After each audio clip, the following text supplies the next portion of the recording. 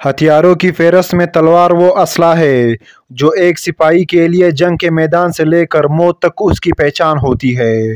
ایک بہترین تلوار ایک جنگجو کو غازی بنانے میں اہم کردار ادا کرتی ہے۔ اسلام کے سپاہیوں نے 3 براعظموں کو فتح کرنے کے لیے صرف ایک تلوار اور ایک گھوڑا کو کافی جانا، اور اللہ پر توکل اور ایمان سے انہوں نے تاریخ رقم کر دیا۔ اسلامی تاریخ میں حضرت علی رضی اللہ تعالیٰ عنہ جیسا بہادر سپاہی پیدا نہیں ہوا، اور جتنی شہرت ذوالفقار تلوار کو ملی شاید ہی کسی تلوار کو ملی ہو۔ اس تلوار کے متعلق خود نبی صلی اللہ علیہ وآلہ وسلم نے فرمایا تھا کہ ذوالفقار جیسی کوئی تلوار نہیں۔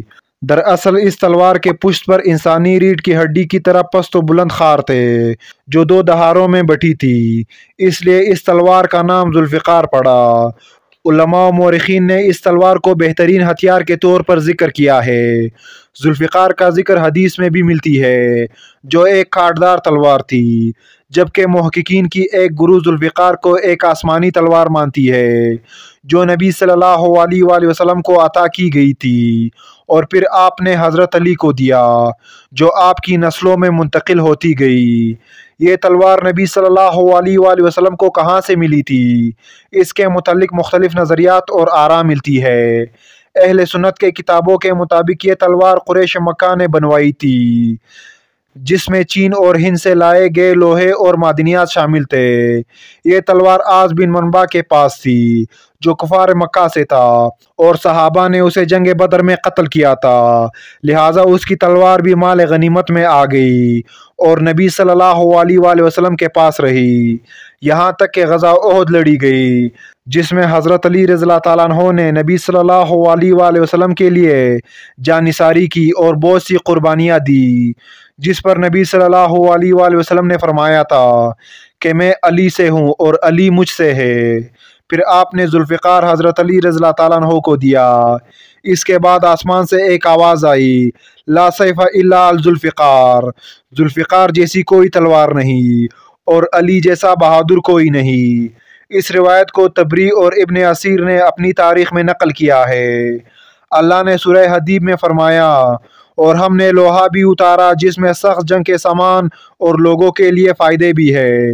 مفسرین نے لکھا کہ اس آیات میں ذوالفقار کی طرف اشارہ ہے جو آسمان سے پیغمبر کے لیے نازل ہوئی ہے۔ ایک روایت کے مطابق امام رضا سے ذوالفقار کے متعلق پوچھا گیا تو آپ نے فرمایا، جبرائیل اس تلوار کو آسمان سے لے کر آئے تھے اور چاندی کے غلاف میں تھی، اس وقت یہ تلوار میرے پاس ہے۔ یہ تلوار تا حیات حضرت علی رضی اللہ تعالیٰ عنہ کے پاس رہی۔ بڑے بڑے جنگوں میں ذوالفقار کے ذریعہ حضرت علی رضی اللہ تعالیٰ عنہ نے شکست کو فتح میں تبدیل کر دیا۔ سینکڑوں تلواریں ذوالفقار کے نیچے آ کر ٹوٹ جاتی تھی۔ مرہب جیسے پہلوان کی کھوپڑی کے 2 ٹکڑے کرنے والی تلوار بھی ذوالفقار ہی تھی۔ طبری نے لکھا کہ غزوہ احد سے جب حضرت علی رضی اللہ تعالیٰ عنہ واپس لوٹے تو ہاتھ سے لے کر کندھوں تک پورے بازو کفار کے خون سے لت پت تھے اور ذوالفقار آپ کے ہاتھ میں تھی۔ حضرت علی رضی اللہ تعالیٰ عنہ کے شہادت کے بعد یہ تلوار امام حسین رضی اللہ تعالیٰ عنہ کے پاس رہی۔ میدان کربلا میں بھی امام حسین نے ذوالفقار سے جنگ لڑی اور شہید ہوئے۔ پھر یزید نے اس تلوار کو امام زین العابدین کے حوالے کر دیا، جس کا ذکر صحیح بخاری میں بھی ملتا ہے۔ اس طرح آپ کی اولاد میں یہ تلوار امام باقر اور امام جعفر کے پاس رہی۔ پھر یہ تلوار کہاں گئی، اس کے متعلق اختلاف پائی جاتی ہے۔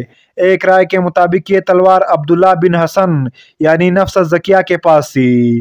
جب انہوں نے خلافت عباسیہ کے خلیفہ منصور کے خلاف بغاوت کی تو انہیں شہید کر کے یہ تلوار عباسیوں نے لے لیا، اور پھر قاہرہ میں جب فاطمیوں کی حکومت آئی تو یہ تلوار ان کے پاس گئی۔ پھر ترک عثمانیوں کے حکومت آنے کے بعد ترکوں نے ذوالفقار لے کر اسے توپ کاپی میوزیم کا شان بنائی جو آج بھی وہاں موجود ہے، جبکہ ایک رائے کے مطابق یہ تلوار اولاد علی کو منتقل ہوتی رہی اور اب یہ امام مہدی کے پاس ہے۔ جب وہ قرب قیامت میں ظاہر ہوں گے تو یہ تلوار ان کے ہاتھوں میں ہوگی۔